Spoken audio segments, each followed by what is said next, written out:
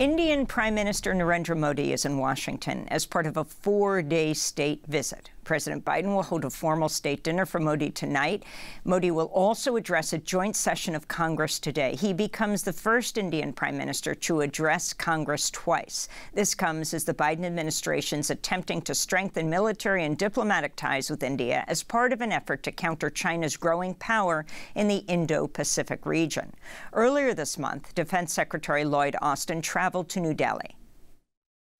We are absolutely not trying to establish a NATO in the Indo-Pacific.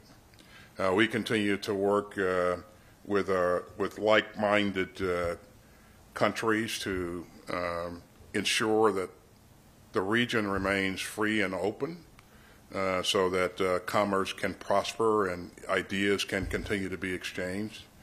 And so we will continue that work. And so certainly India and us share the same vision of a free and open Indo-Pacific.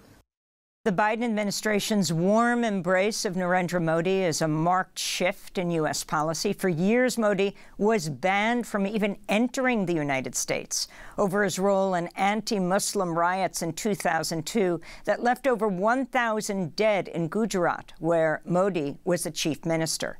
Human rights groups have decried Modi's record as prime minister. At least 5 Democratic lawmakers have announced plans to boycott Modi's joint address to Congress today. Their representatives Alexandra Ocasio-Cortez, Ilhan Omar, Rashida Tlaib, Cori Bush, and Jamal Bowman. In a post on social media, Tlaib wrote, "It's shameful that Modi has been given a platform at our nation's capital. His long history of human rights abuses, anti-democratic actions targeting Muslims and religious minorities, and censoring journalists is unacceptable," she said. More than 70 Democrats in the House and Senate have also signed a letter urging Biden to focus on human rights in talks with Modi. One of the signatories of the letter is Jamie Raskin, who said he will also not attend Modi's speech, but not as an act of protest. Instead, Raskin will be attending his daughter's wedding.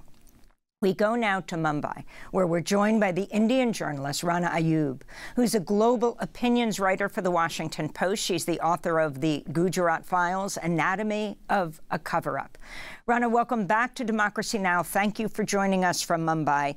If you can talk about the royal treatment that Narendra Modi is getting here on his 4-day trip. He led yoga exercises on World Yoga Day yesterday in front of the United Nations. Now the joint session of Congress, and then a lavish state dinner with President Biden tonight. Your response?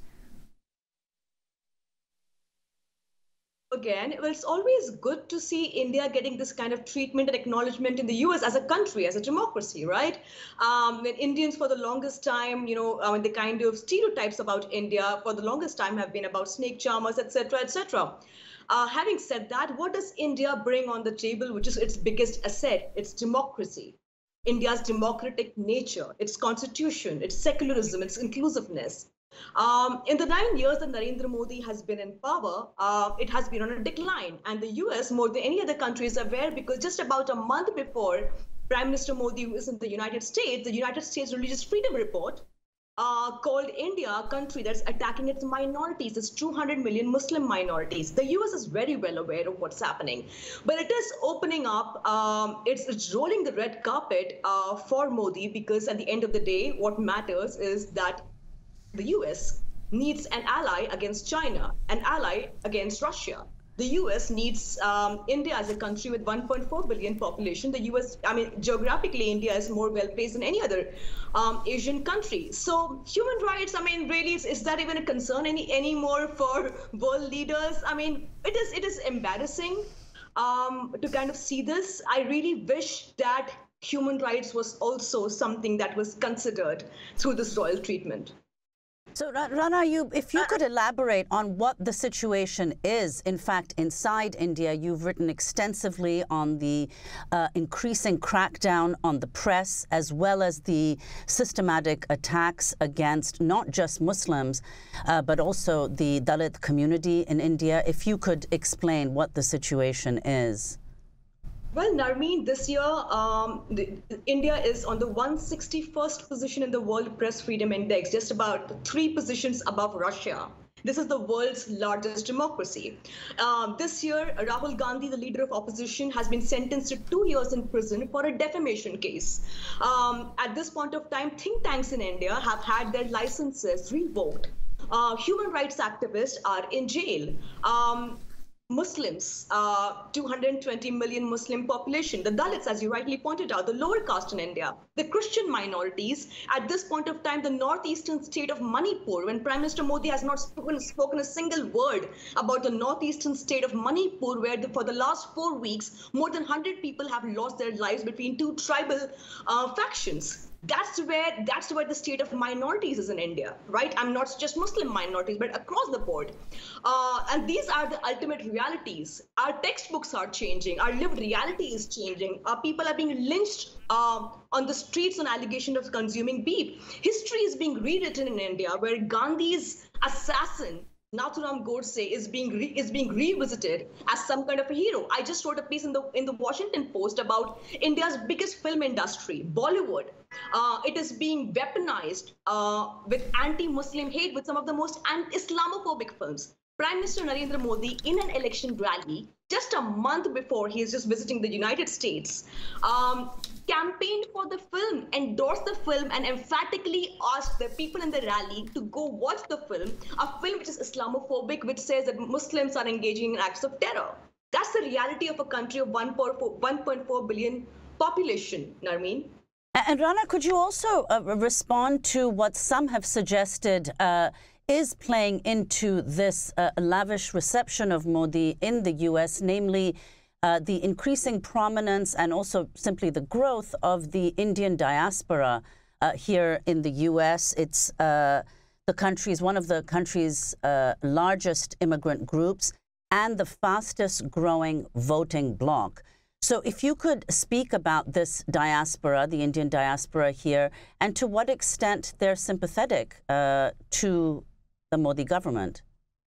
Well, the Indian diaspora, I mean, historically has always been very, very pro-Modi, and it's a very, very strong and very, very influential bloc of people in the United States, not just in the United States, it's all over the world, right? The Indian diaspora has contributed in all spheres, in all aspects of life. But the Indian diaspora, I mean, for the first time, as far as I remember, you saw bulldozers, which have become symbols of Muslim repression, being used by the diaspora and Republic Day parades in New Jersey. I have not seen something like that before. So Indian diaspora, by and large, historically, even after the 2002 riots, when Prime Minister Modi presided over, or was the chief minister when 1,000 Muslims were massacred, were very vocal in their support of Prime Minister Modi.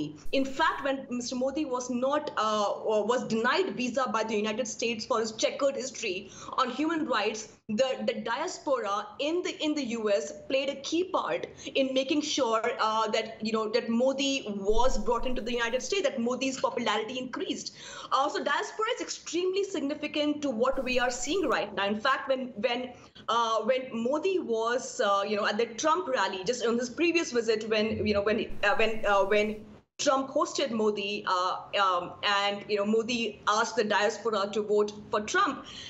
Both of them know that the Indian diaspora is a big voting bloc that is extremely significant at that point of time to Trump, and of course now to Biden. It is something that cannot be ignored.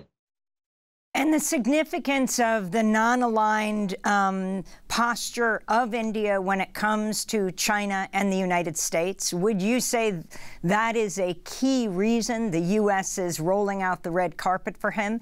And also, Rana, you're in Mumbai, so you can't be in Washington, D.C.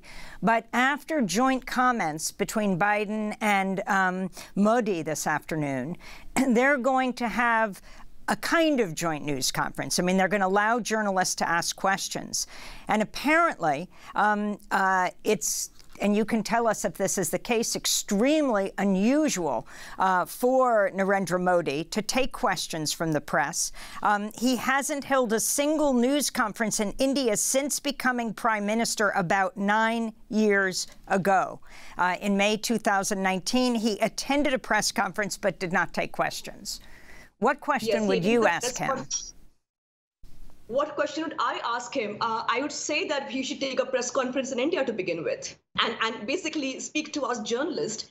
And I mean, here is a man. I mean, I have a lot of questions to ask him, but here is a man who was looked at the media with a great deal of disdain. I mean, even if you see the BBC documentary, where during his post-Gujarat days, when British journalists questioned him about human rights, he said, "You guys are propagandists." Mr. Modi has not taken up a single press conference in 9 years as the Prime Minister. It has never before happened in the history of democratic India. His ministers have referred to journalists as news traders and prostitutes. Some of India's top journalists have been attacked by this government. Kashmiri journalists, I have to add here, there is a full page ad in the Washington Post with journalists, mentioned by multiple journalism organizations who have been behind bars for writing critical stories on Mr. Modi. I believe that he's taking a press conference today, but I'm also told it's just about one question from the foreign press and one question from the Indian press. So I'm not sure what kind of a press conference this is going to be and how many scathing questions will be asked about him. But if I have to ask him one question, would it be to take a press conference in India and stop stifling democratic and independent voices in the country? And what is he doing to that effect? And that issue of China, the non-aligned posture of India right now, and how critical that is to the United States to put pressure on Modi to take sides. Absolutely, Amy. I mean, we just saw that Tony Blinken was in China, and then we saw what happened with President Biden calling him a dictator. So at this point of time, one of the most significant allies that the United States can count on is India. Although India has, India needs the United States as much because China is trying to exert its influence on India's northeastern borders and northeastern states. So we also have a China problem as much as the United States has a China problem. So I think China is looming large over this entire discussion with Modi, besides the fact that as opposed to China, we are one of the biggest markets for labor. So that is something that is being considered. So I think China is playing a very, very big role in this, and so is Russia, right? But at the end of the day, India has always been this non-aligned partner, historically, right? So I don't think it's going to change that status very soon. I don't think the US can count on India as an ally. But I think at this point of time, for both India and the US, it's a mutually beneficial relationship. We have to see how long does this last. Rana, could you talk about this, the India's growing role, not only as a regional power, which arguably it's always been in South Asia, but also as a global power? India is set to host the G20 summit as the president of the G20 in September in India. And if you could just speak about how this fits in, Modi's visit to India's increasing role under his leadership around the world. Well, Mr. Modi has been, for the last 1 year, India is preparing for the G20 summit. He has been meeting world leaders. He went to Australia, where he got a massive reception. He went to Papua New Guinea. He has been going to countries. He is part of the Quad. So at this point of time, geographically, because of its geopolitical position, India has a very, very significant role to play in global politics. But this is, and we are, in a country of 1.4 billion people, some of the most skilled people that we have to offer across platforms, across, whether it is engineers or all sorts of skill sets. Indians are everywhere. So we are, in a way, a soft power, which the world is looking at, and that nobody can deny. But this visit that we are looking at, of Modi's visit to the United States, is also going to be a significant visit for India domestically, because Modi is going to the next general election in India in 2024. So, Modi has been selling this idea of what he calls in Hindi, the Vishwa Guru, or the global leader. In India, he has been telling Indians that he's the one who's negotiating a peace deal between Russia and the world. He's talking about taking on China. So I think he has now, the last two general elections in India, he's gone over domestic issues. In the 2024 general elections, Modi is going to posture himself as the new world leader, which every country is looking for to solutions. So that's the role of India in the global stage. And that issue of Russia, Russia invading Ukraine, then India becomes the primary buyer of Russian crude oil. Can you talk about the significance of this? And do you think that Modi could become a mediator on the Ukraine war? Well, I would not say that Modi could play the mediator. We have been buying Russian oil, and a lot of editorials have said that we have saved the economy by buying cheap Russian oils. At this point of time, I do not think India, not just Modi, but even the opposition leader Rahul Gandhi has said that probably he would have told the same line as Narendra Modi. I do not think India is going to take a position vis-a-vis Russia.